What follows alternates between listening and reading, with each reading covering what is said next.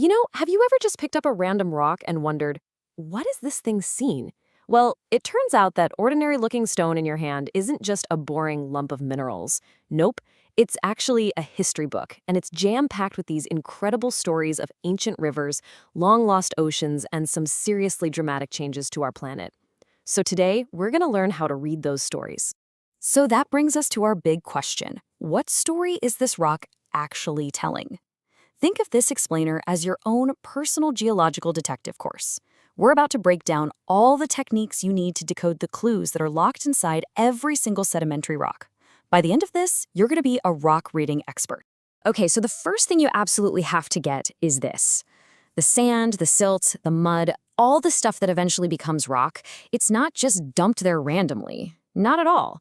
Every single layer is carefully placed and shaped by its environment. By the energy of the water, how far it was from a mountain, what kind of ecosystem it was in. It is a totally deliberate process. Now, to solve our mystery, every detective needs a key clue, right?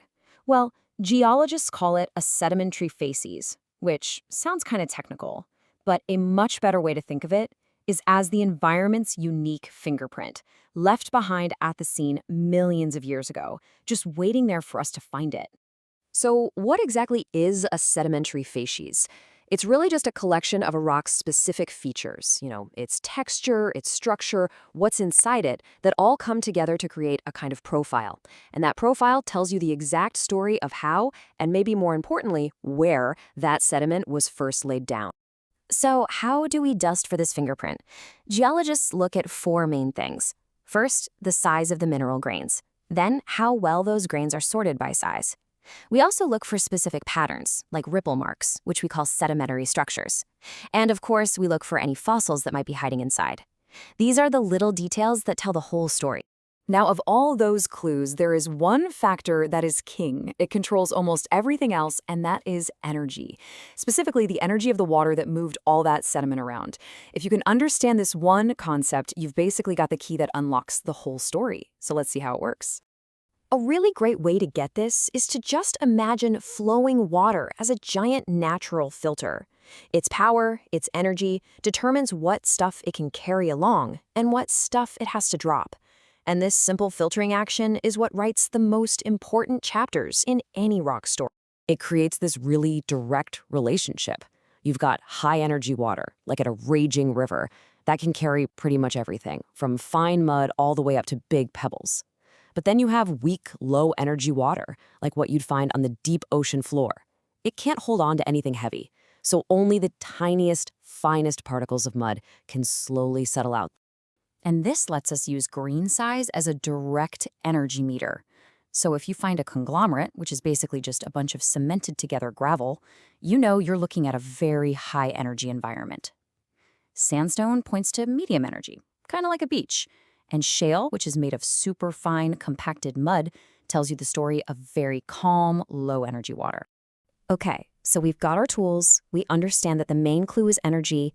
Now let's put it all together and really become detectives. We're going to visit 4 different ancient crime scenes and use the rock evidence to figure out exactly what kind of environment used to be there.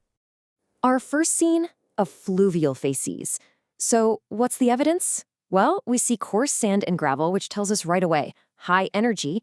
We see a structure called crossbedding, which comes from shifting sandbars in the water. And the grains are all mixed up in size, what we call poorly sorted.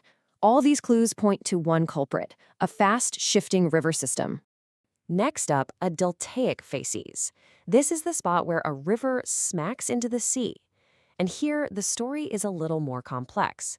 We find these alternating layers of sand and mud, which tells us the energy level was going up and down, constantly changing. We also find plant bits washed down from the land and little ripple marks from gentle currents. These are all classic signs of a delta. Scene number 3, a shallow marine facies. Just think of an ancient beach. The dead giveaway here is the well-sorted sand. The constant back and forth energy of the waves has perfectly filtered the grains, leaving behind only sand of a very similar size. You throw in some wave ripples and a few marine fossils, and the case is closed. This was a shoreline. And for our final scene, we're going way out into the deep ocean. Here, the energy is extremely low. The only evidence we find is super fine mud that is slowly settled from the water above.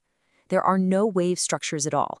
This lack of energy, this quietness, is the telltale sign of a deep marine environment.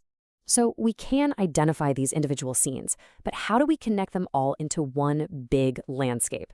This is where this really powerful idea called Walter's Law comes into play. It basically says that the layers of rock you see stacked up vertically represent environments that once existed right next to each other, horizontally. This law is what lets us reconstruct entire ancient coastlines just from looking at a single cliff face. It's amazing. Okay, so this is all really fascinating detective work, but why does it actually matter in the real world? Well, this is the geologist's big reveal. Being able to read these stories has a massive impact on our lives today. Understanding facies lets us do some truly incredible things. We can pinpoint exactly where to find critical resources like oil, natural gas, and groundwater because they often get trapped in very specific ancient environments. We can track sea level changes over millions of years.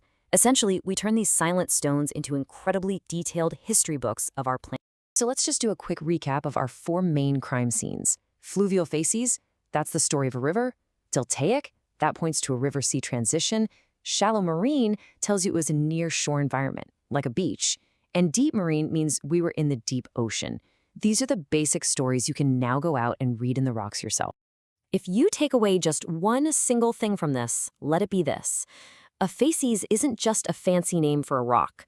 Sandstone is a rock name. A shallow marine facies, on the other hand, is a story. It's the environmental fingerprint that tells you why and how that sandstone even exists in the first place. So now you have the key.